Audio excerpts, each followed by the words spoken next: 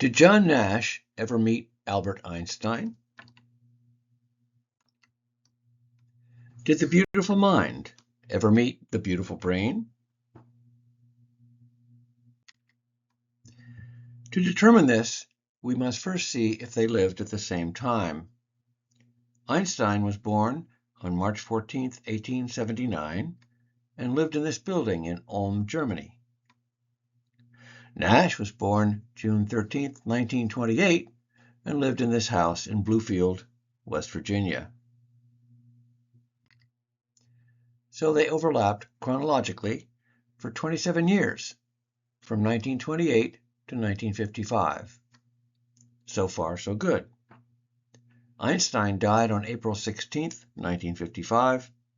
Nash died on May 23, 2015. The next step is, did Nash and Einstein overlap geographically during those 27 years? Einstein lived in this house at 112 Mercer Street in Princeton, New Jersey, all that time.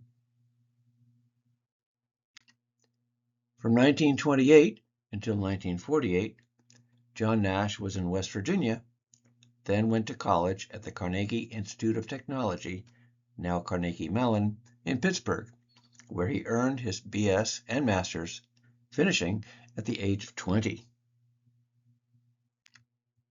In 1948, he was recruited by Princeton University, as his Carnegie Tech recommendation described him as a mathematical genius. So from the fall of 1948 to the spring of 1950, he was in Princeton at the graduate college.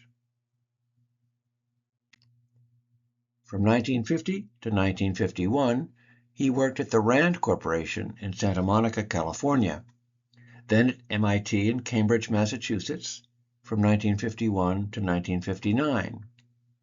He then lived briefly in Geneva, Switzerland, and Paris, France. This was the period when he started suffering from schizophrenia. Starting in the 1960s, he returned to Princeton and was at the Institute for Advanced Study and Princeton University for the rest of his life. But by then, Einstein had passed away, so the only time they could have crossed paths was between 1948 and 1950.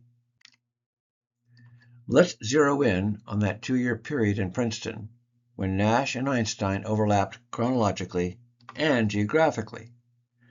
Nash's main interest was in mathematics and game theory, but he also dabbled in physics. Like many, Nash wanted to meet Einstein, but he was shy. Sometime late in 1948, he would sometimes take a slight detour down Mercer Street in hopes of meeting Herr Professor. On several occasions, he brushed right by Einstein, still in awe of the great man. He didn't realize that Einstein was open to talking to all students, even young ones. He imagined how he might strike up a conversation and amaze him with some startling observation. He kept delaying, anxietizing over what would amaze Einstein. Nash decided to arm himself with his thoughts on the interaction of particles in fluctuating gravitational fields.